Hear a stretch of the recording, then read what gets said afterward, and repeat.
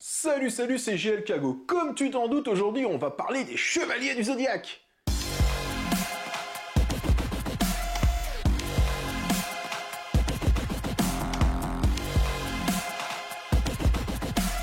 JL Kago.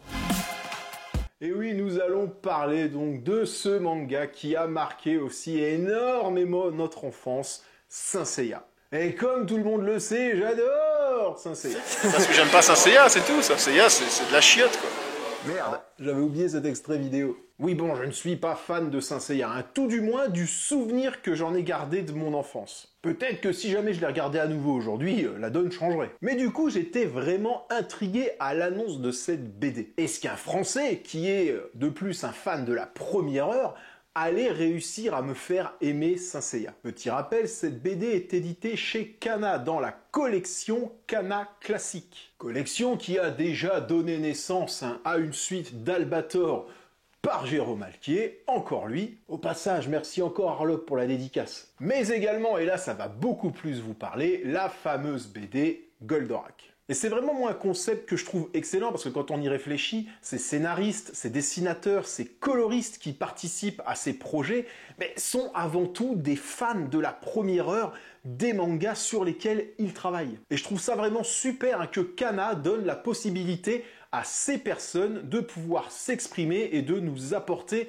leur vision de la chose. Sous forme de suite, comme pour Goldorak ou Albator, ou plus compliqué, je pense, de venir créer une histoire qui va venir s'intégrer dans l'histoire déjà existante. Et c'est vraiment un concept que je trouve excellent parce qu'on s'est vraiment tous déjà imaginé une suite de notre animé préféré lorsqu'on était gamin. Et justement, pour parler de cette BD, j'ai eu la chance de recevoir le fameux kit presse des éditions Kana. Est-ce qu'on se ferait pas pour le coup un petit unboxing? Tu te doutes bien que si, carrément. Allez, c'est parti. Juste avant, je tiens à remercier le magasin Street of Cash et Nous sommes des héros qui m'ont prêté les éléments de décoration que vous voyez là.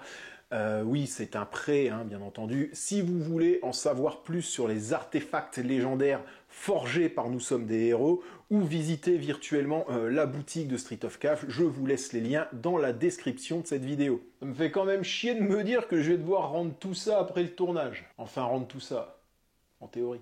Alors donc le coffret reprend les traits du coffret qu'ils avaient fait pour Goldorak. Donc c'est quelque chose de très sobre, mais à la fois de très classe. Et vu que le premier volume donc de la BD Saint Seiya est centré sur le personnage de Ikki, on retrouve une très belle illustration de ce dernier. Allez, on ouvre. Hop là. On y retrouve bien entendu la bande dessinée Saint Seiya. On a aussi à l'intérieur un superbe shikishi avec une illustration de Ikki signée par Jérôme Alquier. Voilà. On a, souvenez-vous, il y avait à peu près la même chose dans Goldorak. En fait, c'est un petit fascicule qui a été envoyé dans les librairies avec un extrait de la bande dessinée pour se donner une idée de la beauté des graphismes et autres. Et aussi un petit dossier sur l'approche des armures, dessiner Saint Seiya en BD, etc., etc. Donc c'est quelque chose que moi je trouve vraiment excellent. Et normalement, à la fin de la version collector, vous retrouvez ce qu'il y a à l'intérieur de ça, et même plus. Et enfin, vous avez un autre truc vraiment sympa. Vous avez un petit stand acrylique. Voilà, Saint Seiya. Voilà, qui, lorsque les 5 BD seront sortis, nous permettra d'avoir les 5 chevaliers de bronze. Et ça encore, c'est super sympa. Donc voilà pour le contenu de ce press kit. Pour vous parler avec un petit peu plus de précision de cette bande dessinée, j'ai fait appel à un véritable spécialiste de Saint Seiya. Allez, on l'écoute. Nous sommes donc pour parler de cette bande dessinée avec Fabrice Fabrizio, fan incontestable de Saint Seiya et grand collectionneur également. Fabrice, bonjour. Bonjour. Tu es aussi, Fabrice, un des administrateurs de la page Fan de Tsume. En effet, qui existe depuis 2015. Toi, cette BD, concrètement, en tant que fan absolu, qu'est-ce que tu en as pensé? Je vais dire un truc qui fait à chaque fois trembler les gens. Moi, je ne suis pas fan déjà à la base du coup de crayon de Kurumada. Je suis un incontestable fan du coup de crayon en revanche, de Shingoraki, que Dieu préserve son âme. Et c'est ce qui m'a fait aimer, parce que moi, je l'ai connu étant jeune, parce qu'aujourd'hui, j'ai 40 ans, donc je suis de génération Club Dorothée, et c'est ce qui m'a fait connaître les Chevaliers du Zodiaque, hein, avant Saint Seiya. C'est Shingoraki, c'est ce qu'on regardait au Club Dorothée, c'était pas Kurumada. Moi, déjà, son coup de crayon m'a beaucoup, beaucoup, beaucoup touché, et on connaît plein d'autres artistes, même toi aussi, sur le net, sur les réseaux sociaux, et c'est que son coup de crayon m'a toujours, toujours tapé dans l'œil. Et quand il avait sorti donc la BD d'Albator, déjà j'avais beaucoup aimé, alors qu'Albator c'est pas trop ma génération, c'est plus une génération de mes frères aînés. Mais quand il a sorti Saint Seiya, alors pour le coup je dis ce n'est pas possible que je rate ça, ce n'est pas possible. Et donc effectivement déjà sur le coup de crayon, je le trouve vraiment vraiment dingue. C'est-à-dire que en lisant la BD, moi je me rappelle, bon déjà dès la couverture, les premières pages, etc. Mais quand on voit la première fois Athéna qui va dans son espèce de mini-temple qu'on ne voit pas dans l'animé, se recueillir auprès de la statue, enfin, qu'on voit Saori, pardon, se recueillir auprès de la statue d'Athéna, la première image que tu vois, elle est en bas un peu à gauche de la page de Saori, tu dis, mais waouh, la claque graphique, quoi, déjà. Et c'est pas les armures, c'est pas le truc, enfin, c'est waouh. Après interviennent entre guillemets, les méchants, etc. Et là, tu dis, ah ouais, il y a aussi, tu vois, donc pour le coup, sur le plan graphique, moi, j'ai adoré. Sur le plan après, scénaristique, j'ai trouvé ça très intelligent de pouvoir de pouvoir insérer son histoire et de la rendre un peu canon dans l'absolu. Même canon, je pense. Ouais, elle est pas c'est vrai. elle est canon. Après, il y a peut-être des puristes qui n'accepteraient pas ça, tu vois, parce qu'il y a un peu de tout. Mais moi, en tout cas, je l'ai accepté et je trouve que ça passe vraiment bien et même sur un double niveau. Le premier, c'est que tu te dis, bon, on sait que ça se situe juste après les Chevaliers d'Argent et juste avant les Chevaliers d'Or. Donc c'est bien, je veux dire, t'es dedans, etc. Et ça pousse même le détail jusqu'à bien après les Chevaliers d'Or. Alors, je vais pas peut-être spoil parce que peut-être des gens qui l'ont pas lu, mais on sait que la manière dont il l'a rendu canon pour très longtemps. Qu'est-ce que tu as pensé de... Parce que moi, c'est vraiment quelque chose que en fait, j'aime quand les artistes comme ça rajoutent du lore au personnage. Et qu'est-ce que tu as pensé du coup de toute cette partie rajoutée? Alors, c'est pas vraiment un spoil, hein, on va le dire, de toute cette partie sur le maître donc de Ikki. C'est super ce que enfin, bonne question. Moi, au départ, je faisais partie d'une époque, et pas que pour Saint Seiya, en disant les choses qui ne sont pas expliquées ne doivent pas toujours être expliquées. Ouais. Tu vois, le côté un peu mystérieux, c'est sympa aussi. Et qu'on a peu de choses finalement sur Ikki. On sait qu'il a un maître qui est fou, enfin qui est inhumain, il a Esmeralda, etc. Mais on ne sait pas grand chose. Même sur les flashbacks de Ikki, on voit pas grand chose. Il a joué sur la même corde sensible que Yoga avec le maître de cristal. Donc, il te donne une explication d'une chose que tu ne connaissais pas, mais par un procédé qui t'est familier parce que tu l'as vécu avec Yoga. D'accord. C'est pour ça que je dis c'est très, très, très bien pensé. Tout Jérôme qu'il est et toute la sympathie que j'ai pour l'homme et pour l'artiste. T'as eu peur? J'ai eu très peur. Il faut pas toucher. C'est notre sacre, tu vois. Et en fait, il t'a fait un truc. Et au même titre qu'Albator. Albator, il t'a fait aussi un truc génial. Il t'a fait vraiment un truc génial. Alors que j'aime Albator, mais je suis moins client, si tu veux, tu vois. Alors que Saint Seiya, pour le coup, il fallait pas qu'il fasse. Et moi, non, franchement, il a vraiment su manipuler la canonicité, si je puis dire, de son histoire, avec des accroches habiles qu'on a eues quand on était gamin et qu'on a redécouvert adulte, parce qu'il y a peut-être des trucs que tu crois comprendre quand tu as 10 ans et qu'en fait tu ne les comprenais pas, parce que tu as des vrais sujets, tu as une vraie sensibilité derrière Saint Seiya. Et pour finir de parler cette BD, quoi de mieux de poser directement des questions à l'auteur, et je remercie Monsieur Arlok Toshiro de Marseille d'avoir rendu ça possible. Jérôme Alquier, bonjour. Salut. Comment t'es venu l'idée, toi, de te dire, tiens, si j'apportais ma pierre à Saint Seiya? Je regardais les premiers épisodes, et puis dès l'épisode 4-5 avec le combat Seiya Shiryu, où Seiya se relève, refrappe dans la griffe droite du dragon, etc., et redonne la vie à Shiryu, je dis, ah ouais, non mais ça c'est épique. Et en fait, dès ce moment-là, donc c'était en avril 88, dès ce moment-là, j'ai été totalement happé par Saint Seiya. Dès le début, j'ai commencé à dessiner des chevaliers du Zodiaque sur mes coins de table, sur un peu aussi dans les marges de mes cours de maths. Tiens, alors ça, c'est ma toute première BD des chevaliers. Bon alors, je te raconte les dessins, c'était pas mythique, hein. C'était voilà, j'avais 15 ans quoi. Non, 13 ans j'avais. Un petit peu plus tard, je me suis amusé à faire des albums Panini homemade, tu vois, avec où je me faisais carrément mes images autocollantes. Euh, Et puis j'ai eu la chance de rencontrer Shingo Araki en 95 et je reconnais que cette rencontre-là m'a marqué parce que ce caractère designer, il est tellement particulier. J'aimais beaucoup ce qu'il faisait sur les chevaliers, mais je me suis rendu compte qu'en fait, si j'étais fan d'Ulysse 31, de Goldorak, de Lady Oscar, c'était parce qu'il y avait un dénominateur commun qui s'appelait Shingo Araki derrière, quoi. Et donc forcément, c'était quelque chose d'incroyable de pouvoir lui serrer la main et de lui montrer mes dessins, d'avoir un retour dessus. Ouais, c'était génial. Pour répondre à ta question, quand on a eu la possibilité de travailler avec le Japon sur différentes licences avec Kana, bien sûr, on a commencé avec Albator, comme tu le sais. L'équipe japonaise qui avait derrière, c'est-à-dire l'éditeur japonais qui est Akita Shoten, qui servait d'intermédiaire avec Matsumoto, c'est le même éditeur qui publie les œuvres de Kurumada Sensei. Ben, l'équipe était déjà toute faite. Je pense que l'éditeur est allé voir Kurumada en disant, ben voilà ce qu'on a fait sur Albator. Maître Matsumoto est super content. Il propose de faire pareil sur Senseiya. Est-ce que tu es d'accord? Et puis, c'est allé très très vite, quoi. Combien de temps de réflexion il vous avait fallu pour te dire, bon bah là, ok, on tient un truc crédible, on y va, on fonce? Ça se fait jamais d'une traite, hein. Il y a plusieurs G avant d'arriver à quelque chose de bien. Le premier G, il date d'il y a 3-4 ans. J'étais à peine sur le début d'Albator quand on a fait le premier G de Senseiya, et puis on s'est rendu compte qu'il n'y avait pas assez de profondeur, que il y avait le côté Senseiyesque un peu épique et tout, mais il n'y avait pas de profondeur, il n'y avait pas d'antagoniste vraiment avec un véritable fil rouge et tout. Et puis c'est en discutant avec l'éditeur, on a fait progresser le projet petit à petit. Il y avait un cahier des charges aussi que j'avais imposé à mon co-scénariste. Le fait que je voulais qu'il y ait pas en fait une réalisation des armures localisées dans l'histoire originale. On s'est dit, mais il faudrait inventer une histoire qui puisse balayer toutes les époques de Senseiya de l'œuvre originale pour que, à un moment ou à un autre, toutes les armures apparaissent. C'était le point de départ. Nous, on voulait vraiment faire une histoire qui était dans une continuité, du moins avec un même antagoniste et un fil rouge. Et ça a obligé du coup cet antagoniste à être capable de passer d'un moment à un autre de l'histoire. Qui parle de temps et de moments, de time de jump, de choses comme ça, a fait naturellement converger vers l'idée de Chronos, qui était le dieu du temps.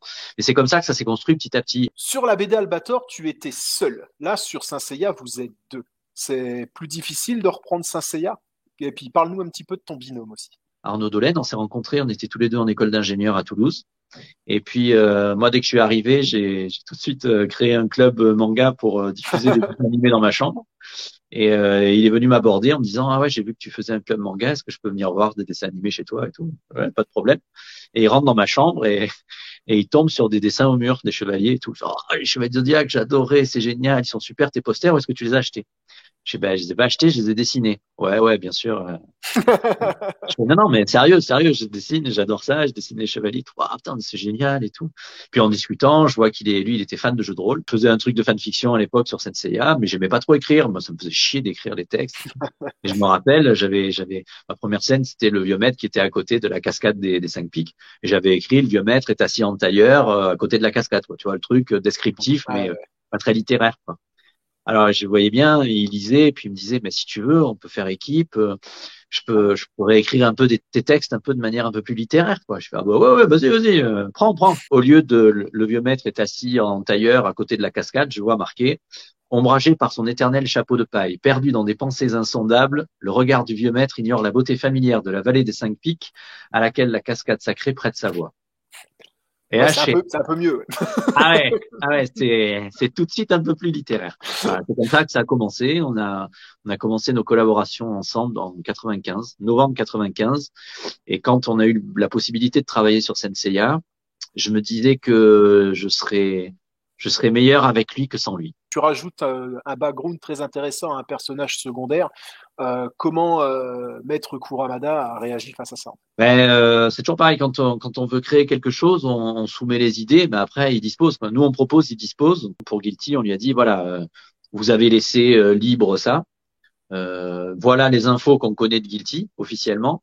Est-ce que vous, quand vous avez créé le personnage, vous aviez d'autres choses en tête pour ce personnage-là que vous n'avez pas détaillé dans les albums? Et il nous a laissé une bonne carte blanche. Ouais. Il nous avait dit vraiment, j'ai pas détaillé le background de ce perso. Qu'est-ce que vous avez ressenti lorsque vous avez été adoubé, on va dire, par le maître? Ah là là, tu sais, c'est un grand honneur de bosser dessus. On est auteur de BD, on collabore avec Kurumada, enfin, il y en a plein qui tueraient pour être à notre place, quoi. C'est juste un pur bonheur et on est des fans, on sait d'où on vient et travailler avec le maître, je le dis, hein, c'est vraiment un honneur, quoi. qu'il soit fier que l'œuvre qu'il aura validée et qui sera sortie de notre tête et de nos doigts euh, puisse faire briller encore plus la licence Senseiya, parce que le but du jeu c'est ça, c'est de faire briller Senseiya encore plus. C'est pas de dire Time Odyssey c'est génial, c'est le fait de dire Senseiya c'est génial quoi. Il y a des moments où je te cache pas, je me demandais est-ce que vraiment il lit autant que ce que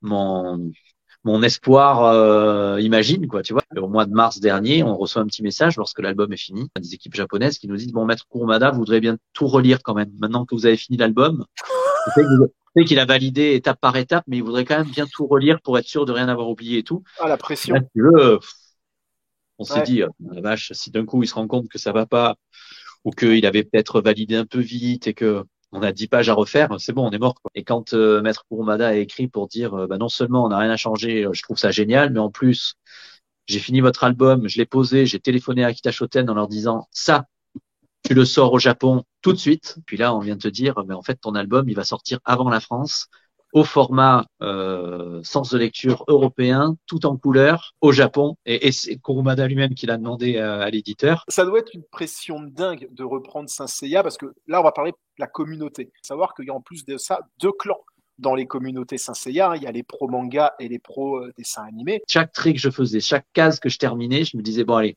qu'est-ce que les fans vont trouver encore à redire dans cette case-là, etc. Et j'en étais vraiment devenu limite un peu parano et voilà, il fallait prendre un tout petit peu de recul et se dire bon écoute, au lieu de te poser la question de savoir qu'est-ce que les fans ils attendent, etc. Fais quelque chose qui te plaît et qui plaît à Maître Kurumada.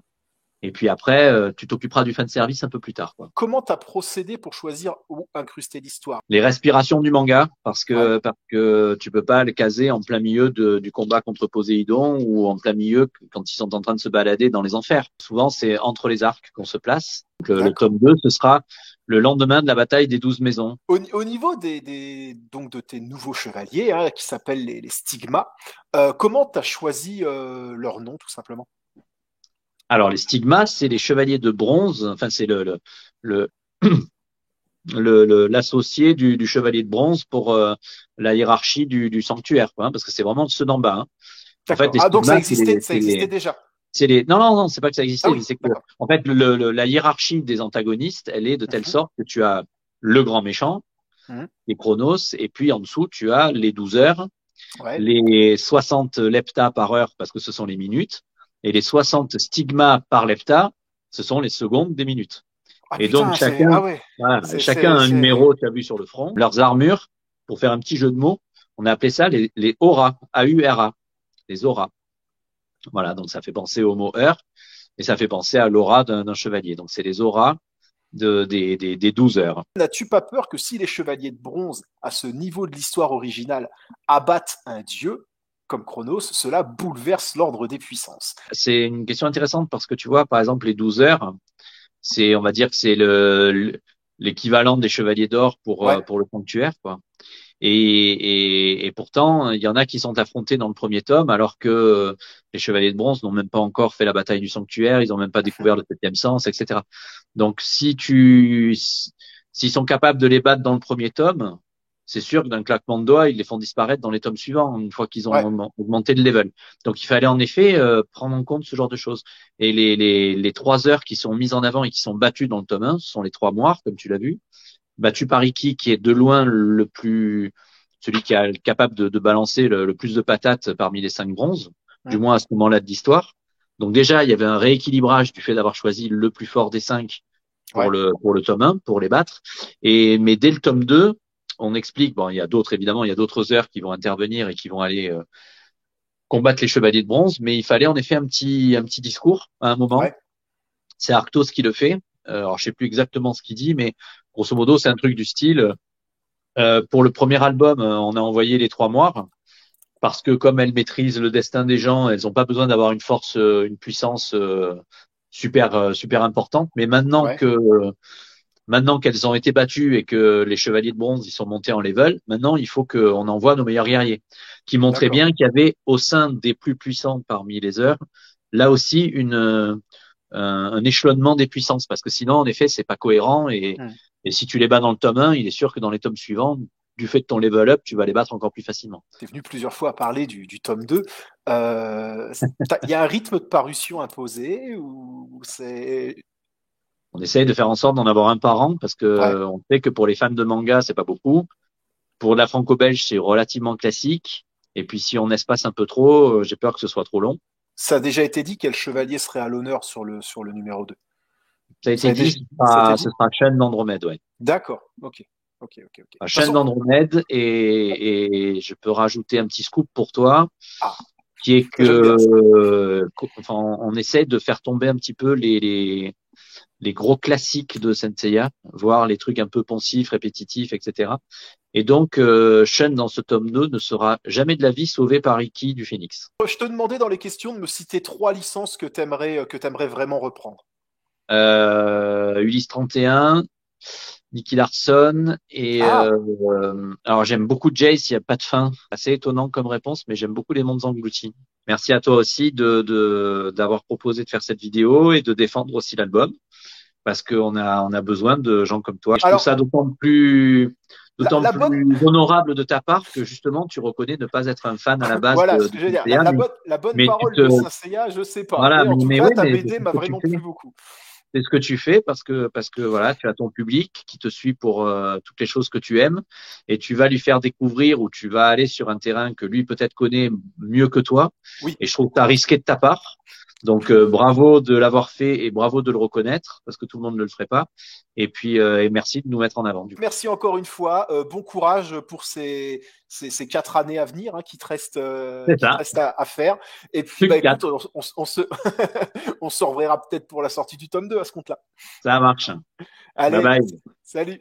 Bon, c'est cool tous ces témoignages, mais ce que vous êtes vraiment venu chercher, c'est mon avis à moi en tant que néophyte de Saint-Seiya. En ce qui concerne la BD, j'ai tout bonnement adoré. Et pour plusieurs raisons. Déjà, le fait que le duo Jérôme-Arnaud rajoute des éléments à l'histoire. C'est facile, entre guillemets, de faire une suite à une histoire. Mais là, réussir à créer une histoire qui va venir s'intercaler entre 2 arcs déjà existants, le tout sans dénaturer l'histoire, en respectant l'œuvre et en faisant en sorte que ça ne chamboule pas tout, l'exercice était quand même assez casse-gueule, on va bien se l'avouer. À mon niveau de connaissance de Saint-Seiya, j'ai bien dû mettre pas loin de la moitié de la BD avant d'être sûr de la temporalité de celle-ci. Mais d'entrée de jeu, notre duo d'artistes s'amuse à remanier l'histoire. Ils vont même aller jusqu'à inventer une histoire à un des personnages de Saint-Seiya dont finalement on ne sait pas grand-chose.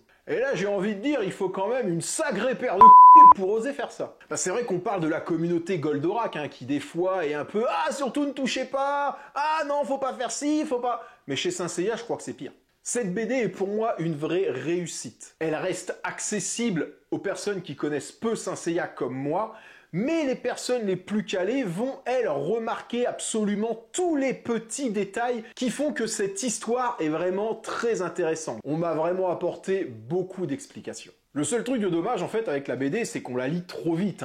Mais afin vraiment de remarquer tous les détails et d'apprécier les dessins, c'est clairement une BD qu'on ne lit pas qu'une seule fois. Et comme je vous l'ai dit, pour faire durer le plaisir, il y a le making-of, on va dire, de la BD dans la version collector.